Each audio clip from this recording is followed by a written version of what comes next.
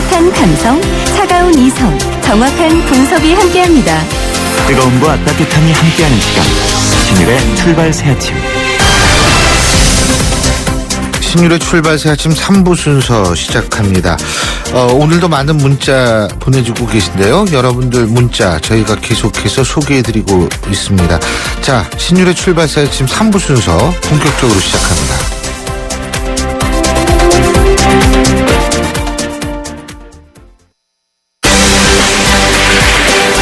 뉴스를 읽어드립니다. 뉴스를 보여드립니다. 뉴스를 들려드립니다. 최영일의 뉴스 매거진. 예, 오늘은 조금 늦게 지금까지 들어온 뉴스를 정리해 보겠습니다. 최영일 시사평론가, 오늘은 전화 연결하겠습니다. 안녕하십니까? 네, 안녕하세요. 예, 안녕하세요. 아유, 어떻게 잘 주무셨어요? 교수님, 요즘에 이 스마트폰이 먹통이 되면요. 맞아요. 이게 예. 나라는 존재가 참 무용지물이구나. 무용지물이 이렇게 생각을 아니라 하게 되더라고요. 아예 존재가 사라질 수도 있습니다. 존재가 없죠. 제가 스마트폰을 바꿨어요. 고장이 나서. 근데 네. 그래서 시간적으로 15시간 정도를 전화를 받지 못했습니다. 제가 그러면은 그 시간 지구상에 동안 존재하지 저는 않는 거죠. 지구상에 존재하지 않았었습니다. 맞습니다. 예. 자, 오늘이 14일인데 말입니다. 네. 오늘 14일은 어떤 날이죠? 뭐 매달 14일이 뭐가 있다 그러더라고요. 맞아요. 젊은 세대들이 매월 14일에 무슨 데이 그러는데요. 오늘은 이제 새해 첫 14일이기 때문에 다이어리 데이 이렇게 부르는데요. 다이어리 데이. 네, 대부분의 이제 데이가 다 상술, 마케팅이 많지 않습니까? 예. 근데 이제 다이어리 데이는 전 좀 안 맞는 것 같아요. 12월에 해야 다음 해를 준비하면서 이제 뭐 연인들끼리, 친구들끼리 선물을 주고받을 텐데, 뭐 1월 14일에 다이어리 사는 분들은 없으시지 않겠습니까? 그 연말정산하라는 네. 얘기 아니겠어요? 그런 의미가 될 수 예, 있겠죠. 예. 그래서 이제 오늘은 뭐 다이어리 데이이긴 한데, 다이어리에 적는 내용이 결국은 우리가 추억, 기억 이런 거기 때문에 예. 오늘 카피는 추억 이렇게 잡아봤습니다. 추억. 요새요, 토토가도 그렇고, 예? 90년대 열풍. 90년대 그렇죠. 열풍이 장난이 아니에요. 근데 이게 이미 네. 응답하라 194 재작년이 됐죠, 벌써? 그렇죠. 그때부터 이게 열풍이 불기 시작했는데, 근데, 뭐, 복고 관련 뉴스가 있어요? 복고 관련 뉴스라기보다는 저희는 뭐 뉴스 매거진에서는 최신 뉴스를 전해드리는데 예. 복고의 향수가 묻어납니다. 예. 오늘 아침에 가장 이제 시끄러운 정가 사건이 K와 Y 사건이에요. 맞아요. 예, 예. 저도 옛날에 이제 젊은 시절 수첩에 보면 좋아하는 여학생의 이름을 차마 그대로 적지 못하고 이니셜로 적었던 기억이 있습니다. 아주 소심하셨군요, 젊을 때. 네. K의 추억, 뭐 예. Y의 추억, 이제 이렇게 이제 우리가 얘기할 수 있겠는데요. 예. 이게 참 그런 추억이면 좋겠습니다만 이게 또 음모론입니다. 이게 이준석 그 새누리당 뭐 전 비대위원이 밝혔죠. 예. 다 밝혀서 K는 김무성이고 Y는 유승민이다. 이렇게 이제 지금 오늘 다 조간신문에 공개가 됐는데요. 예. 어제 이 김무성 대표가 수첩을 펴들고 있는 것을 국회에서 기자가 촬영하면서 그 안에 보면은 이 K와 Y가 문건 사태의 배후다. 그리고 이것은 꼭 밝히고 말겠다. 곧 발표가 있다. 이런 굉장히 긴박한 문구가 적혀 있어서 맞습니다. 이거를 김무성 대표가 쓴 거라면 K와 Y가 누구인가, 배후가 또 있단 말인가. 어제 대통령께서는 다 해명을 해버렸는데요. 예. 그래서 어제는 김영한 이 사직을 한 전 민정수석과 윤두현 홍보수석 아니냐. 청와대 비서관 이름들이 근데 또 그게 사실 말이 안 되죠. 됐었죠. 왜냐하면 네. 민정수석 같은 경우에는 문건 유출 다음에 보임이 되신 분인데 김영환 씨. 맞습니다. 근데 그게 맞습니다. 말이 되는 얘기입니까? 그게 말도 안 되는 얘기죠. 근데 결국 홍보수석도 그렇고요. 그렇죠. 홍보수석은 더 그렇죠. 그 개선상에 있지도 않은 사람인데. 그러니까 이제 KY 이니셜을 가진 분들은 정가에서 어제 다 벌벌 떨었다는 거죠. 예. 근데 그런데, 결국 그게 김무성, 유승민 두 사람으로 이제 밝혀진 거죠. 밝혀진 거고 이게 참 이게 어이가 없는 건 뭐냐면요. 지난해 12월 18일에 젊은 정치인들과 청와대 또 젊은 행정관들이 모여서 술자리가 있었다. 예. 뭐 있을 수 있습니다. 뭐 예. 친한 사이끼리 사적으로. 그런데 여기 이제 바로 그 이준석 의원 또 손수조 의원이 있죠. 예. 거기다가 이제 이동빈 청와대 행정관 또 음종환 청와대 행정관 요 사람들이 참석을 했는데 이준석 의원의 전언에 따르면 예. 이 행정관들이 여러 차례 이 문건 유출 사태의 배후는 김무성과 유승민이다 이렇게 이야기를 했다는 거예요. 예. 그래서 이제 이 돌던 이야기가 어떤 경로로든지 이제 김무성 당대표에게 전달이 됐고, 이 김무성 당대표는 어제 이게 보도가 나가자 수첩을 찍은 것은 옳지 않다 이렇게 불쾌했어요. 근데 수첩이 찍힌 사람이 한두 사람이 아니다. 또 이렇게 그렇죠. 얘기를 해야 되는 거 아닙니까? 예? 맞습니다. 예. 그런데다가 이 5선 의원이고 당대표신데, 예. 그 이 당대표 위치가 기자석에서 바로 내려다보기 좋게 돼 있는 자리인데요. 예. 어찌 보면은 다 기자들의 이제 또 추측은 이거 보라고 드신 거 아닌가. 일부러 유출하려고 이제 이 액션을 하신 거 아닌가. 경고다. 자작설인데요. 예. 그렇게 해놓고 또 불쾌한 연기를 하신 거 아닌가. 예. 그렇다면 지금 대통령께서 신년 기자회견을 한 바로 그날이고요. 예. 그 다음에 이제 문건 유출과 이제 그 찌라시 내용에 대해서는 단언컨대 허위다라고 이제 딱 그야말로 단칼에 자르신 그 시점에 하필이면 KY 이니셜을 흘리면서 이 미스테리 취급을 재연한 이유는 무엇일까? 이것이 그런 게 또 이제 궁금증인데요. 그렇죠. 근데 예. 이제 문제는 그 이동빈 행정관이라는 분, 예. 뭐 다 젊은 행정관들이라 그 유명한 정치인들도 아닌데요. 예. 안봉근 제2부속실 산하의 행정관이다. 예. 예. 그리고 또 이제 음종환 이동빈 행정관들이 평소 이 정호성 비서관과도 친분이 두터운 것으로 알려졌다. 이런 것들 때문에 그렇다면 결국 또 이게 이 소위 문고리 3인방, 비서관 3인 실세들의 어떤 이게 역공작인가 이런 부분들에 대해서 어제 오늘 뭐 굉장히 이제 이 정치 추리극이 난무하고 있습니다. 참고적으로 행정관 같은 경우에는 김무성 대표나 유승민 의원을 배우로 지목한 것이 아니라 조응천 전 비서관이 배우라고 얘기를 하면서 조응천 전 비서관이 김무성 대표와 유승민 의원에게 줄을 대서 대구에서 배지를 달려고 한다는 언급을 했다. 이런 주장을 하고 있습니다. 그렇기 때문에 누구의 말이 옳은지는 좀 두고 봐야 될 것 같고요. 예, 그런 이제 디테일들의 이제 좀 우회적인 스토리라인이 있지만 결국은 이제 이분들이 그럼 조응천 전 비서관을 이제 대구나 뭐 어디든 공천을 주기 위해서 총선에 접촉한 정황이 있다라는 뉘앙스를 흘리고 있기 때문에 이게 또 보통의 문제는 아닌 거고요. 자, 다음 소식으로 넘어가면요. 이게 뭐 보수 진보 망라해서 이 과거 70년대 80년대 민주화 세대들은 국가보안법을 전가의 보도 이렇게 부르지 않았습니까? 그리고 이제 지금 이제 이 21세기에도 국가보안법이 필요하다라는 이제 국민들의 중론은 다 어느 정도 모여지고 있는데 그럼에도 불구하고 이제 카터 전 미국 대통령은 70년대 보안법을 생각하면서 대한민국의 국가보안법이 좀 악용되는, 남용되는 사례들이 있다. 이런 또 이제 뭐 권고를 하기도 했었는데요. 그런데 이 법 때문에 최근에 가장 시끄러워졌던 인물, 이 신은미 씨는 미국으로 출국을 했죠. 이게 이제 강제 퇴거를 검찰로부터 명령받고 법무부가 이제 출국 명령을 내렸는데 미국으로 돌아갔다고 치고 남아있는 분이 이제 황선 씨 아닙니까?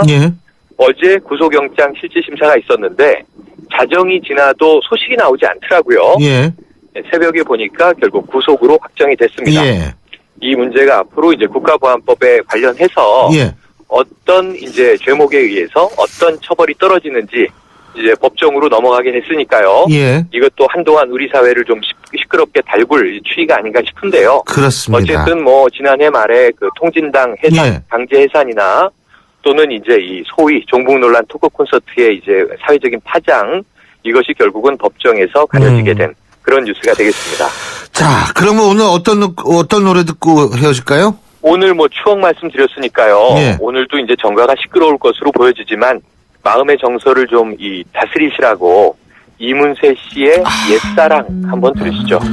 아무도 모르게, 그죠? 맞습니다. 저는 K와 Y, 옛날 제수첩의 여인들을 생각해 보려고 합니다.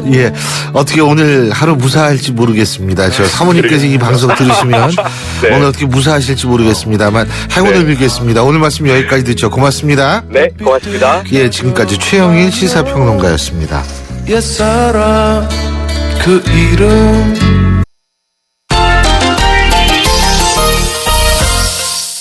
스포츠 소식 알아보겠습니다. 경향신문 김세훈 기자 연결하죠. 김세훈 기자. 네, 안녕하세요. 우리나라 축구대표팀이 쿠웨이트를 이기긴 이겼어요. 아시안컵 8강 진출 확정이 된 거죠? 네, 그렇습니다. 조별리그 2차전에서 우리가 쿠웨이트를 1대0으로 꺾었죠. 카타르 레키아에서 뛰는 남태희 선수. 이번에 울리 슈틸케 감독이 부임한 이후에 황태자다 이렇게 평가를 받고 있는데요. 어제 전반 36분에 결승골을 넣었고 그 골을 우리가 그대로 잘 지켜서 1대0으로 승리했습니다. 우리가 오만도 1대0으로 꺾었고요. 어제 쿠웨이트도 1대0으로 꺾었고, 그래서 2승이 됐습니다. 호주도 2승인데요. 우리는 이제 똑같이 2승에 승점 6이지만 골 득실에서 득실 2, 득은 2, 실은 0인데 어제 그 호주는 무려 오만을 4대0으로 대파했습니다. 그러니까 호주가 1차전에서 쿠웨이트를 4대1, 그리고 2차전에서 오만을 4대0. 그러니까 8득 1실의 아주 압도적인 경기력으로 예. 지금은 호주가 1위, 우리가 2위가 된 상태고요. 예. 나머지 두 개 팀들이 모두 2패를 했으니까 마지막 경기 결과와 무관하게 우리가 조 2위를 확보를 했습니다. 마지막 경기는 호주하고 경기를 이번 토요일에 갖게 됩니다. 예. 그러니까 우리가 호주를 이기면은 조 1위, 우리가 호주한테 비기거나 패하게 되면은 조 2위로 이제 8강에 진출하게 됐죠. 어제 경기 결과에 대해서 당연히 슈틸리케 감독 불만스러웠겠죠. 뭐 당연히. 네, 그렇습니다. 뭐 조금 충격적인 얘기들을 좀 많이 했는데요. 예. 네, 발언의 강도가 상당히 높다라는 걸 느낄 수가 있었는데요. 오늘 일단 이런 얘기를 했습니다. 우리가 운이 좋아서 이겼다. 여러 면에서 쿠웨이트가 우리보다 나았다. 우리가 공을 100번 이상 빼앗긴 것 같다. 뭐 이런 얘기도 했고요. 예. 문제점이 뭐 같으냐? 그랬더니 정신력이 강하지 못했다. 뭐 이런 얘기. 그러니까 이게 참 독일 사람이 정신력 얘기라네. 예. 네, 뭐 예를 들어 훈련이 좀 부족했다라든지 뭐 예. 선수들 컨디션이 안 좋았나 보다. 이 정도는 얘기할 수가 있는데 뭐 쉽게 말씀을 드리면 선수들 열심히 안 뛰었다. 예. 뭐 이런 의미하고 좀 똑같습니다. 그렇겠죠. 네, 그리고 또 한마디 더 한 게 오늘 경기를 보다시피 우리는 우승 후보가 아니다. 이런 표현가 있었고요. 반면에 이제 호주한테 4대0으로 진 오만 감독은 한국이 아니라 호주가 우승 후보다. 뭐 이런 얘기를 했습니다. 예. 전체적으로 경기가 우리의 경기가 너무 좋지 않았고요. 뭐 기성용 선수도 지금 선수들이 어제 감기 몸살로 뭐 이청용은 부상도 있고요. 예. 손흥민은 감기 몸살로 많이 못 뛰면서 7명 정도가 교체가 됐어요. 그래서 주장인 기성용 선수가 선수들이 전체적으로 좀 조직력이 안 맞았다 이런 얘기도 했고요. 중앙 수비수로 뛴 장현수는 실수가 많았다 이런 얘기도 했는데 이게 이런 게 있습니다. 그러니까 조직력이 안 좋았다라고 보면은 대부분이요. 꼭 그런 건 아니지만 대부분 선수 뭐 훈련이 부족했다라는 것도 있지만 대부분 선수들이 약간 자기 위주의 플레이. 그러니까 동료들을 위해서 내가 더 뛰고 그 빈 공간을 메워줘야 되고 하는 그런 플레이가 없다 보니까 예. 다 따로따로 경기를 하는 경우에 이런 표현들을 선수들은 씁니다. 그래서 어제 경기 이제 보신 우리 청취자 여러분들 다 아시겠지만 선수들이 상당히 좀 제각기, 애는 쓰는데 그게 이제 하나로 뛰지 못한다는 그런 느낌을 좀 받으셨을 거고요. 예. 공격 중에서는 조금 뭐 후반대로 좀 나아지긴 나아졌지만 전체적으로 수비가 선수들이 조금 더 동료들을 위해서 좀 뛰어주고 하는 그런 플레이를 했어야 되는데 그런 끈끈한 거 이런 게 없다 보니까 우리 대표팀이 이기긴 이겼지만 뭐 감독이나 선수들이나 모두 좀 불만스러운 그런 상황이었죠. 그 사실 독일 사람이 정신력 같은 거 얘기 잘 안 하거든요. 추상적인 얘기, 구체적으로만 얘기를 하는데 정신력까지 얘기를 했다라는 사실 자체는 참 우리 선수들 못했다는 거죠. 예. 네, 뭐 선수들이 사실 이렇게 인터뷰를 제가 선수들한테 많이 하고 그러면 예. 웬만해서는 뭐 우리가 열심히 안 뛰었다, 뭐 우리가 하나가 안 됐다 이런 표현들은 거의 쓰지 않습니다. 예. 경기 내용이라든지 선수들이 말하는 어투라든지 이런 걸 보면은 그런 걸 조금 의식하고 있다는 걸 느낄 수가 있죠. 예, 잘 알겠습니다. 오늘 말씀 여기까지 듣겠습니다. 고맙습니다. 네, 고맙습니다. 지금까지 경향신문 김세훈 기자였습니다. 출발 새 아침은 청취자들의 참여를 기다립니다. 짧은 문자 50원, 긴 문자 100원의 문자 서비스 혹은 트위터 YTN 알스타트로 함께해 주세요.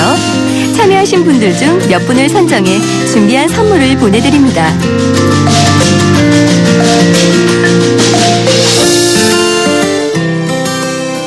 국토부가 기업형 임대사업 활성화 방안을 발표했습니다.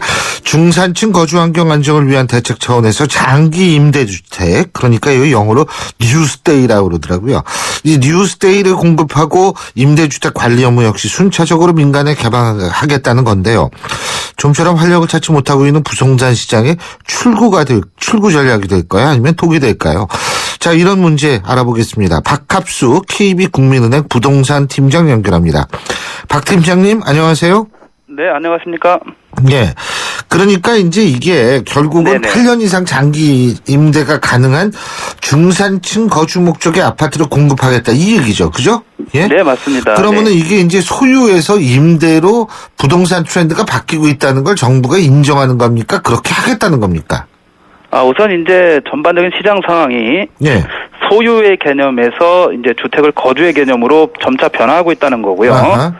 그리고 이제 임대주택 시장도 전세에서 월세로 빠르게 변화하고 있다. 여기에 이제 대응하기 위해서 예. 이런 그 월세에 사는 그런 그 세입자들을 위해서 중산층 이런 주거 불안을 해소하겠다는 취지에서 이런 제도가 나온 겁니다.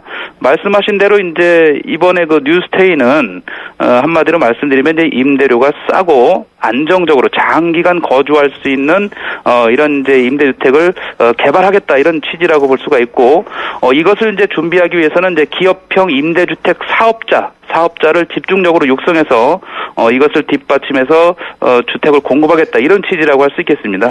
임대료가 싸다. 80만 원 정도 된다고 그러던데 그게 싼 게 아니잖아요. 네, 물론 이제 그거 80만 원 정도 내려면은 그거 월급이 한 500만 원 정도 돼야 될 거요?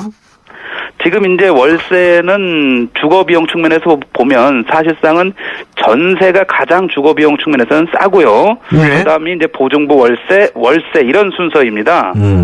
그래서 이제 시장 환경이 월세로 바뀐다 하더라도 사실은 그 세입자를 기준으로 판단하게 되면 예. 최대한 전세 제도를 유지하는 측면의 정책이 보다 세입자를 위한 그런 바람직한 제도일 수도 있다 이런 이제 의견은 드릴 수 있습니다. 예.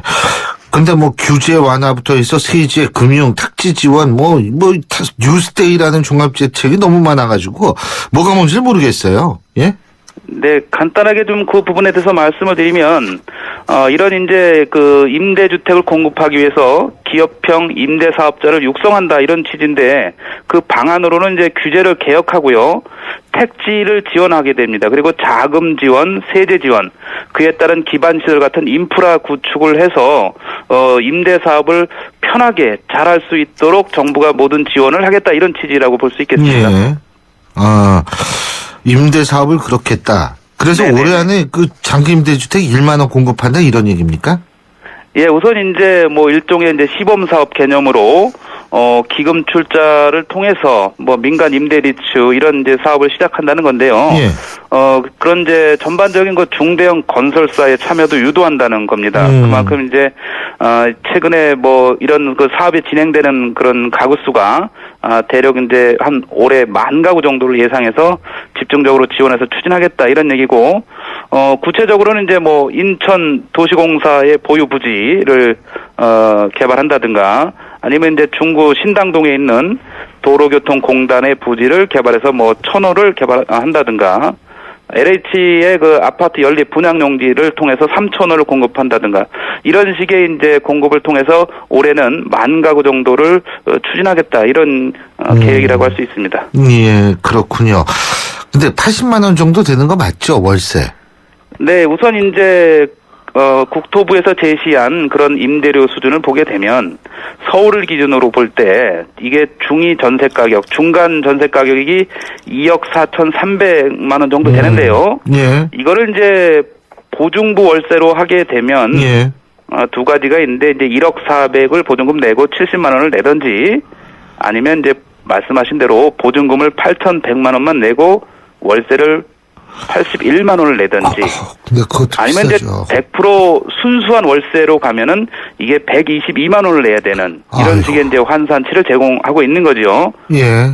사실 어지간한 그 급여 생활자가 말씀하신 대로 81만 원을 내고 나면 거의 그 생활이 어렵고요. 저축을 하기는 사실상 좀 한계에 불가능하죠. 친 예, 그런 상황에 도달하게 됩니다. 그만큼 이제 월세에 그 거주하는 기간은 최단으로 줄여야 하고 오히려 지금 월세입자의 최대 소원이 나도 사실 전세에 살고 싶다 이런 이제 의미들이 많이 내포되고 있기 때문에 이것을 단계적으로 월세에서 전세로 상향하고 전세에서 내 집 마련으로 생애 최초자 지원을 통해서 유도하는 이런 그 단계별 지원이 저는 오히려 바람직하지 않나 이런 의견을 좀 내고 있습니다. 그리고 건설사 호응이 중요하죠. 뭐 예를 들면은 스테이 레미안, 네. 스테이 이 편한 세상, 뭐 이런 식으로 만든다고 그러는데, 네네. 그 건설사들이 여기 호응을 해줄 거라고 보십니까? 우선 이제 건설사들이 기존의 그 사업 방식으로는 이 자체는 맞지 않는 겁니다. 왜 그러냐면 우리나라는 자체 사업이든 이제 시공사 역할이든 분양이 종료되면 그 사업은 종결하고 또 다른 사업장으로 옮겨가서 새로운 이제 개발을 하게 되는 이런 형태의 건설 사업 형태였죠. 그런데 최근에 이제 건설 경기가 악화되면서 예. 이런 그 사업 마진폭이 한 5% 정도 사업이익을 내기도 바빠졌다 이런 얘기가 됩니다. 예. 그러다 보니까 이제 건설사에서도 이번에 발표된 그 기업형 임대 사업자를 하게 되면 정부가 세제 지원, 자금 지원을 통해서 5% 정도의 수익은 보장한다 이런 뭐 시뮬레이션 자료까지 제공하고 있기 때문에 네. 나름대로 건설사들은 이제 5% 정도 보장이 된다 그러면 사업 추진을 검토가 가능한 뭐 이런 상태까지는 된다고 볼 수 있습니다. 예, 그렇군요. 그런데요, 또 한 가지는 뭐냐면 이렇게 그 임대로 이걸 만약 바꾸게 된다면 임대 방향으로 가게 된다면 부동산 가뜩이나 침체되어 있는 부동산 매매는 더 죽어 들어간다 이런 분석이 있던데 어떻게 보십니까? 당장 이제 그 부동산 임대로 뭐 준다고 얘기하기는 좀 어렵고요. 예. 왜 그러냐면 이 자체의 사업을 추진하기까지는 아직 그 넘어야 할 고비가 많이 있습니다. 역시 입법화 과정이죠. 예. 국회 통과가 돼야 되고 또 제도화 돼야 되는 시간까지는 물리적으로 또 올 한 해가 지나가야 되는 이런 상태가 되기 때문에 당장 이 그 임대 공급이 확충돼서 기존 매매 시장을 위축하는 결과로 나타난다고 보긴 어렵고요. 오히려 이제 여기 보면 기업형 임대 사업자도 있지만 개인이 하는 이런 준공공 임대나 일반 그 임대 사업자가 있습니다. 이렇게 이제 준공공 임대 사업을 하는 개인에 대해서는 예를 들면 뭐 양도세를 3년 내 매입해서 임대 사업을 하게 되면 한시적으로 감면한다든가 이런 제도도 있기 때문에 오히려 중소형 임대가 가능한 이런 아파트에서는 매매가 또 다소 활성화될 수 있는 이런 여지도 나타날 수 있다고는 봅니다. 예, 그렇군요. 그리고 마지막으로 그 부동산 시장 전망 좀 간단히 해주시면 올 봄은 어떻게 될 것 같으세요? 우선 이제 전체적인 주택 매매 시장은 지역별 편차는 있겠으나 전반적으로 이제 소폭 상승할 것으로 계상이 됩니다. 왜냐하면 이게 이제 공급 입주 물량이 좀 감소하고 있고요. 수도권 위주로는요. 또 전체적인 또 분양 시장에 대한 이런 그 기대치가 높아지고 있습니다. 청약제도가 전면적으로 개편돼서 3월 달에는 대폭 완화됩니다. 거의 예. 뭐 무장 해제 수준이기 때문에 관심이 더 커질 거다 이런 또 예상이 가능합니다. 전세 시장은 이제 안타깝게도 상승 추세는 좀 여전할 것으로 전망이 됩니다. 역시 이제 수도권의 입주 물량이 감소하고 있고요. 재건축 이주 수요, 또 전세 안주 성향 이런 것들이 또 상황이 또 나오게 되면 전세 시장은 여전히 상승은 또 이어갈 것으로 우려가 됩니다. 그렇군요. 잘 알겠습니다. 이 참 네. 부동산이 어떻게 될지. 오늘 말씀 여기까지 듣겠습니다. 고맙습니다. 네, 감사합니다. 예, 지금까지 박합수 KB국민은행 부동산 팀장과 말씀 나눠봤습니다. 자, 1223님 이런 문자 보내주셨네요. 관리비도 별도로 낼 거 아닙니까? 그럼요. 월세 80에 누가 삽니까? 제 얘기가 그 얘기입니다. 너무나 비싼 임대주택이 아닌가 그런 생각이 드는데요. 자, 3부 순서는 여기서 줄이죠. 토마토가 그렇게 좋다길래 인터넷 검색을 해봤어요. 어머, 근데 토마토 진짜 좋아. 회식 많은 우리 대리운전 고객님, 특히 남자 고객님, 홍제동 김수미 강력 추천이 와요. 좌우로 정렬 2588 토마토 좋네 토마토 좋아 2588. 예, 잠시 뒤 이어질 4부에서는 김난도 교수와의 인터뷰 준비되어 있습니다. 3부 순서는 여기서 줄이고요. 잠시 뒤 4부에서 뵙죠. 요즘 유행하는 유태인 학습법에 하브루타라는 말이 있습니다. 두 사람이 짝을 이뤄 학습하는 옛 유태인 학습 방식인데요. 서로 짝을 지어 대화하고 토론하는 방식으로 어려운 것들을 하나하나 해결해 나가는 거죠. 그렇습니다. 어떠한 어려움도 함께하면 충분히 극복해 나갈 수 있다는 믿음이죠. 올해는 우리 이웃들의 무거운 짐들 우리가 조금씩 함께 나눠들면 어떨까요? 대한민국 모든 이들의 얼굴에서 미소가 지워지지 않도록 2015 YTN 라디오 연중기획 함께 들어요 대한민국.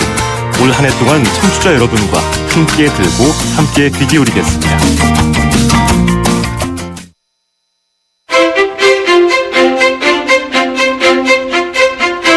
여러분은 지금 신율 교수가 진행하는 출발 새 아침을 듣고 계십니다. 신율의 출발 새 아침 4부 순서 광고 듣고 시작합니다.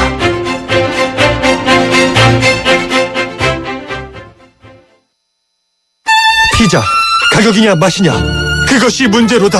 광수씨, 피자헛에선 둘 다 포기하지 마세요. 크랩 시림프, 포테이토 소시지, 치즈 치즈, 갈릭 불고기. 5천만이 사랑하는 토핑만 올려 더 맛있는 피자. 두 판 주문 시 한 판 9,900원.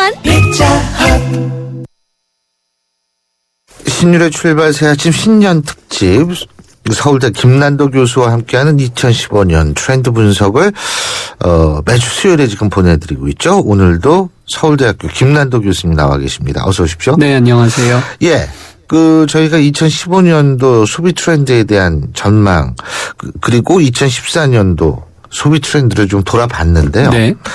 2015년 트렌드 메인 키워드를 카운트쉽이라고 잡으셨는데. 네네. 예. 설명 좀 해 주시죠. 예, 제가 지난주에, 한 9년간 트렌드 분석을 해왔다. 10개 정도의 키워드를 매년 발표했다. 이렇게 말씀드렸는데, 제가 이제 그 키워드를 발표할 때, 모든 키워드의 첫 글자를 쭉 합치면, 그 해의 띠동물이 나오게, 그렇게 운율을 맞춰요. 작년 2014년 경우에 말띠여서, 제가 10대 키워드를 다크홀스로 정했습니다. 다크홀스. DARKHORSES. 그렇게 하면 말띠에 그렇죠. 어울리는.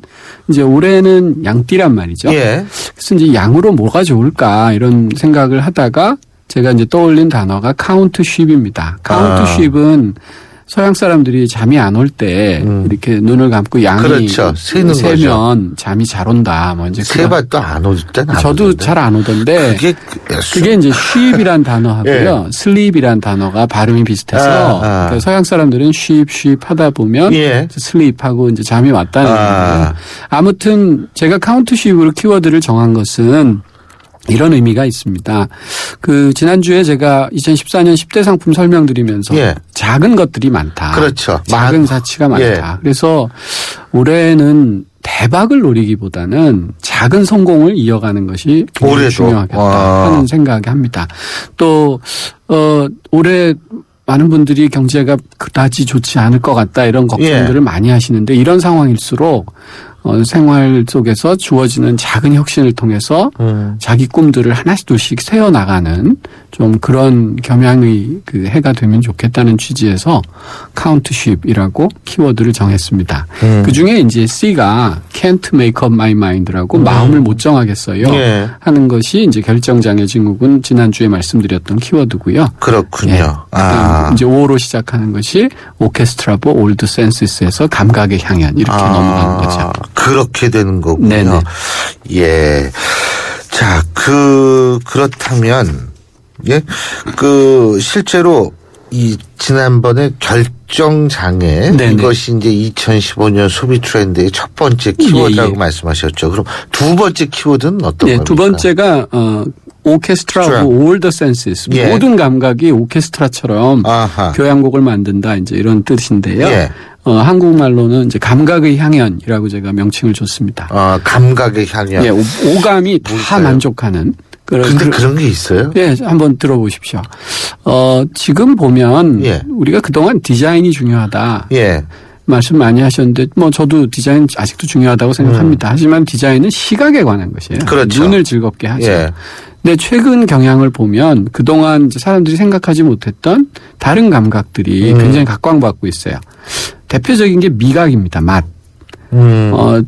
작년 10대 상품에도 보면 탄산수나 빙수가 있고요. 요즘 쇼핑몰들 보면 좋은 물건 갖다 놓는 것보다 좋은 식당 유치하는데 더 열을 올립니다. 그러니까 이런 현상들은 보면 한국 사람들이 사실 먹는데 그렇게 크게 투자하지 않는 트렌드가 있었는데 많이 관심이 없었죠. 요즘은 아주 먹는데 관심이 많습니다. 먹방이라는 것도 있고 텔레비전 프로그램 보면 요리하거나 뭘 먹는 프로그램이 굉장히 많아졌어요. 사람들이 먹는데 관심 많아지고요. 최근에 이제 가장 뜨는 감각은 후각입니다. 냄새. 냄새 역시 한국은 물도 깨끗하고 사람들이 몸에서 냄새가 나지 않기 때문에 향수나 이런 데 대해서 이렇게 크게 향이 없는 게 좀 좋은 상태 이렇게 생각을 많이 하셨는데 최근에 이제 시내 가보시면 향초 전문점 굉장히 많이 생기고 백화점에도 생활용품 쪽에 제일 좋은 자리에는 보면 항상 향수나 실내향 가게들이 있습니다. 냄새는 굉장히 세련된 감각이에요. 우리가 조금만 냄새 이상해도 좀 기분이 그렇죠. 불쾌해지지만 또 좋은 냄새 맡으면 아주 예. 기분이 좋아지거든요. 그러니까 이런 거 역시 작은 사치의 하나로 해석할 수 있고요. 특히 이 공간에 관련된 사업을 하시는 분들은 좀 염두에 두셨으면 좋겠어요. 예를 들면 뭐 택시라든지 호텔이라든지 방향제 같은 거 매장을 운영한다든지. 근데 이제 과거에는 뭐 향기 문제는 별로 생각을 못 했었는데 이제 좋은 향이 참 중요한 이슈가 되고 있고요. 그 좋은 향에서 한 걸음 더 나가면 시그너처 향이라고 부르는데 나만의 정체성을 표현할 수 있는 향기가 필요하다는 거죠. 예를 들면 뭐 어떤 호텔 체인이 있다. 어느 호텔에 들어가도 그 체인에서는 이 냄새를 맡을 수 있다. 그러면 그게 향기가 하나의 그 호텔의 브랜드가 되는 거죠. 근데 과학자들의 얘기에 의하면 이 후각은 기억하고 아주 관계가 깊답니다. 그래서 냄새를 맡았을 때 연상 효과가 가장 강렬하다는 거거든요. 우리 이제 옛날에 헤어진 애인 뭐 사진 그렇죠. 얼굴도 가물가물한데 갑자기 이제 그분이 썼던 향수나 샴푸 냄새가 어디서 나면 굉장히 강렬하게 회상이 되거든요. 그러니까 공간을 경영하시는 분들은 내 공간만의 향기가 무엇인가, 내 냄새를 맡았을 때 소비자들이 무엇을 기억할 수 있을까를 좀 고민하시면 좋겠고요. 뭐 이건 데이트하는 남녀들도 내 여자친구나 남자친구가 나를 어떤 냄새로 기억할까 하는 것들이 되게 중요하다고 생각합니다. 또 하나의 감각이 촉각인데요. 촉각도 요즘 굉장히 중요한 이슈입니다. 전자제품들이 보면 지금까지는 뭐 디자인이 예뻐요, 기능이 좋아요 이런 얘기 많이 했는데 요새는 그립감이라든지 뭐 소재를 메탈을 써서 뭐 아주 손에서 느낌이 좋다든지 또는 자동차들도요. 옛날에 그러니까 특히 이제 스마트폰 같은 경우에 그립감이라는 게 중요하죠. 그립감이 어떠느냐 또 이게 뒤가 뭐 플라스틱이냐 메탈이냐 뭐 스테인리스냐 뭐에 따라서 또 느낌이 미묘하게 다르잖아요. 옛날에 뭐 느낌이 어떻다 이런 얘기 안 하셨는데 요즘 냉장고도 그렇고 자동차도 보면 시트의 촉감이 어떠냐. 시트가 얼마나 편안하냐 이런 게 굉장히 중요한 요소가 되고 있습니다. 그래서 촉감 이런 것들이 굉장히 이제 중요해지는 것이죠. 그렇군요. 그러니까 물론 교수님 말씀은 그렇다고 해서 디자인이 중요하지 않다는 얘기는 아니죠. 근데 그동안은 시각이 거의 그러니까 추가적으로 이런 것들이 이제 시각만큼이나 청각, 촉각, 미각 이런 다른 감각들도 신경을 써야 한다 하는 뜻입니다. 그러면은 굉장히 그 물건 만들어준 사람 입장에서 볼 때는 더 힘들어졌네요. 힘든 면도 그런 있고. 것들을 다 충족시켜 주려면. 그러니까 힘든 면도 있고 물론 힘든 면이 있지만 현대는 그러니까 예를 들면 제가 궁금한 게 향수를 산다 그랬을 때 향수병도 사실은 굉장히 신경 써서 만드는 향수병이 되게 많은 것 같거든요. 그럼요. 그죠? 그러니까 향수 냄새만 파는 것이 아니고 시각적으로도 팔고 뭐 하여간 그러려면 더 힘들어지는 거 아닌가 해서. 그러니까 이런 겁니다. 브랜드란 정체성이 아니고 경험이다 이런 말이 있어요. 이제 과거에는 우리가 이제 어떤 브랜드 하면 뭐 우리 아무 상표나 떠올려 보시면 그 회사의 정체성이나 그 제품의 정체성을 표현했는데 이제 그게 아니고 그걸 느끼면서 냄새 맡고 보고 듣고 만지는 그런 총체적인 경험을 줄 수 있어야 한다 하는 것이죠. 어려워진 점은 분명히 있습니다만은 사실은 단순히 어렵다 쉽다의 문제는 아닌 것이 현대는 치열한 차별화 경쟁의 사회잖아요. 차별화시킬 수 있는 포인트가 많아진다는 건 또 그만한 해법이 생긴다는 뜻이기도 하니까요.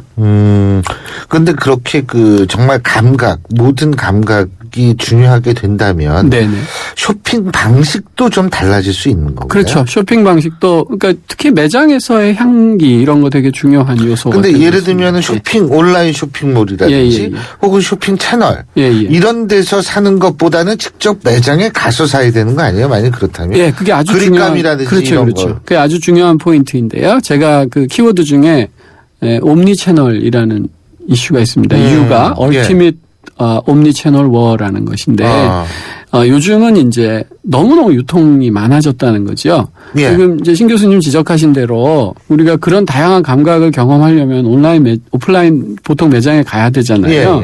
그래서 이제 직원 불러가지고 설명 다 듣고 만져보고 입어보고 냄새도 냄새 맡아보고 그다음에 어떻게 하느냐면 그 제품명만 딱 외워가지고 집에 가서 인터넷으로 검색해서 최저가로 사버려요. 그런 거를 그러면 이 오프라인 매장 사장님 입장에서는 비싼 임대료 내고 직원 월급 주고 그리고 열심히 설명해주고 엉뚱한 데서 매출이 올라가니까요.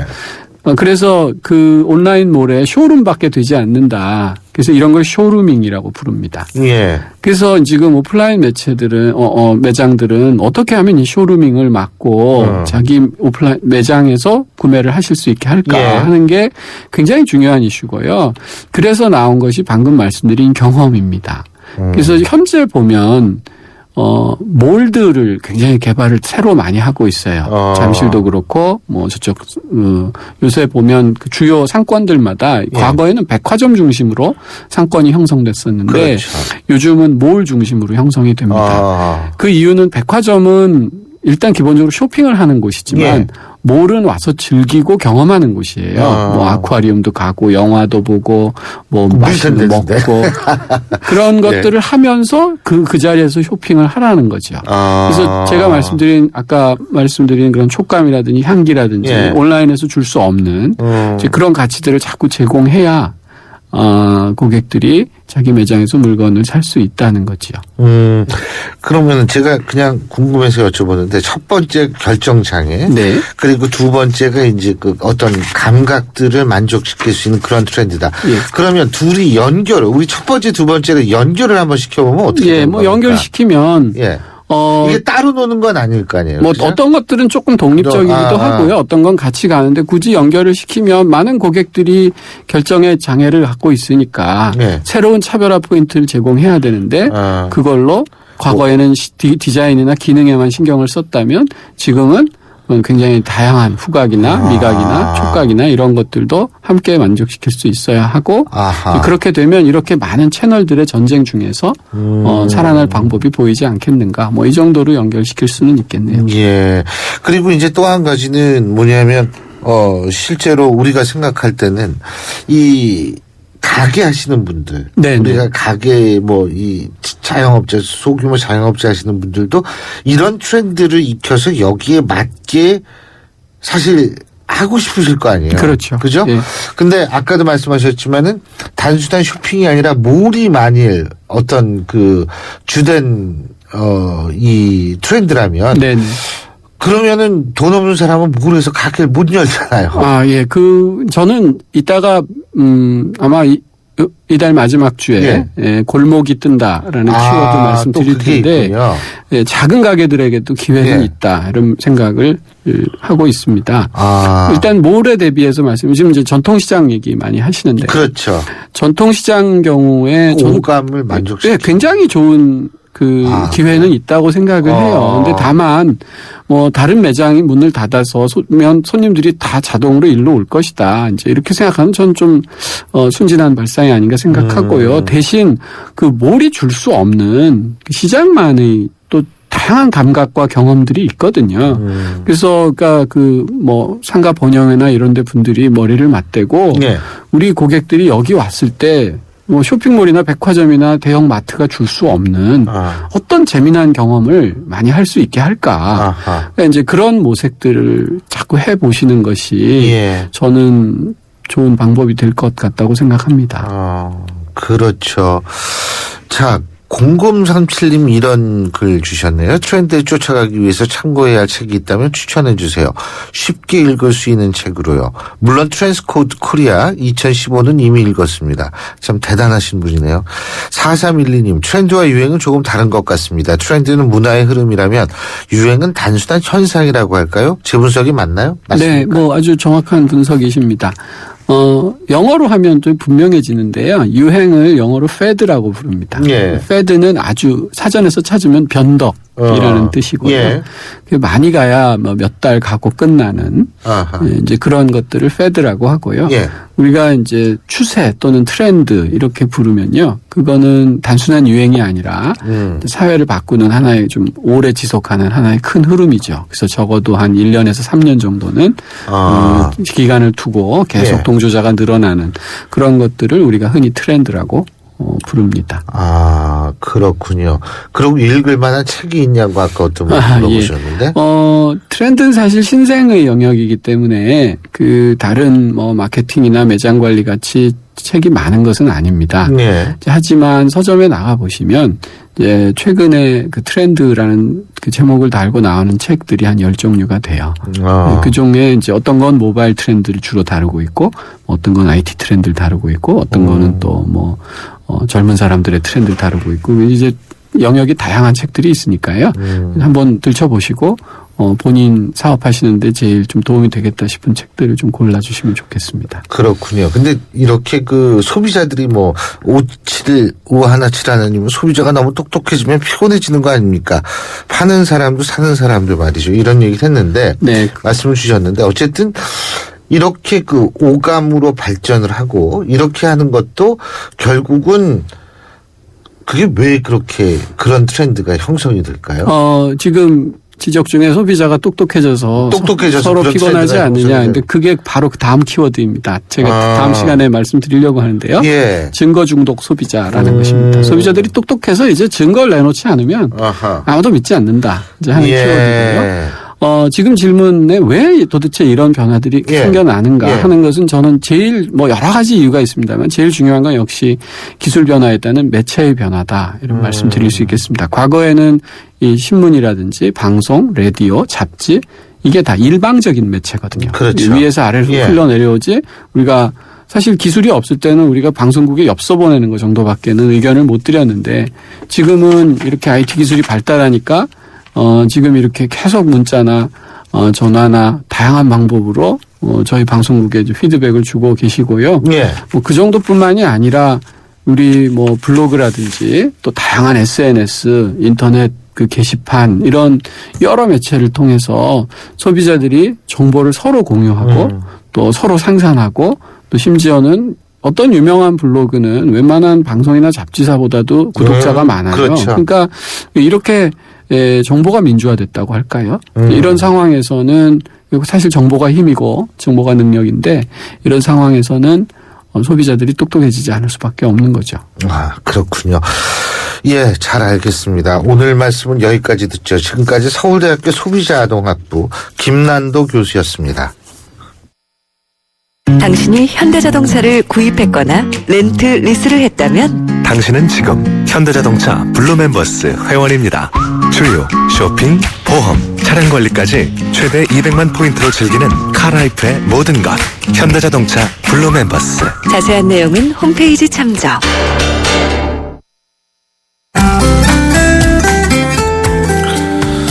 예, 여러분도 오늘도 많은 분들이 문자를 주셨습니다. 0515님, 트렌드 코리아 공조장 중 이하은 교수님 멋지세요. 이하은 교수님 제자신가? 농담이었습니다. 4882님, 교수님 80만 원 임대료 너무 비싸요. 예, 제가 아까도 말씀드렸지만 이 임대료 기준을 정부가 제대로 알고 있는지조차도 의심이 가는 그런 상황이라 이런 생각이 듭니다. 1327님, 이 정책은 월세 기준을 전국적으로 올리는 정책입니다. 도대체 무슨 기준으로 월세 기준을 만드나요? 제가 좀 아까 말씀을 드렸습니다만 진짜 이런 식의 어떤 그 정책적 발상이라는 것이 이게 방향 전환을 위한 발상의 전환인지 그런 거조차도 조금 의심이 됩니다. 한 가지 분명한 것은 부동산 경기 활성화를 통해서 경제를 이끌겠다라는 것은 산업화 시대에 이미 한물간 정책이라는 비판도 있다는 사실 정부 관계자는 명심을 해야 될 것 같고요. 9340님 이런 말씀 주셨어요. KY가 국민 생활에 무슨 의미가 있을까요? 가장 짧게 줄이고 신선하고 희망 주는 이야기 해주세요. 맞습니다. K가 누구고 Y가 누군가는 우리 생활에 큰 의미는 없습니다. 하지만 우리 사회적 신뢰, 바로 사회자본이라는 측면에서는 사실 청와대가 지금 얼마나 많은 신뢰를 줄 수 있는가를 상징하는 것이어서 우리한테 간접적인 의미는 있다고 봅니다. 오늘 김무성 대표가 기자회견하죠. 과연 김무성 대표는 이 기자회견에서 어떤 얘기를 할지 우리가 또 주목해 봐야 되는 이유도 바로 여기에 있지 않을까라는 생각이 듭니다. 신율의 출발 새 아침, 저희가 준비한 순서는 오늘 여기까지입니다. 전 내일 오전 7시 15분에 여러분 다시 찾아뵙겠습니다. 고맙습니다.